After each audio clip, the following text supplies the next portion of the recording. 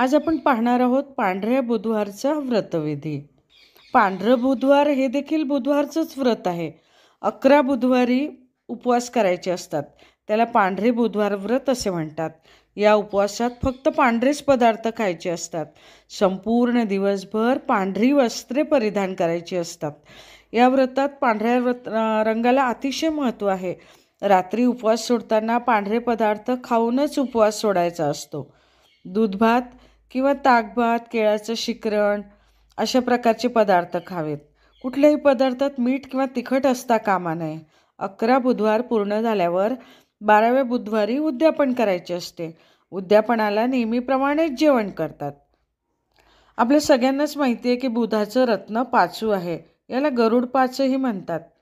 बुद्धीचे काम करणाऱ्यांनी या रत्नाला धारण करायचं असतं. हे हिरव्या रंगाचे रत्न व्यापारी लोक ही अंगठीत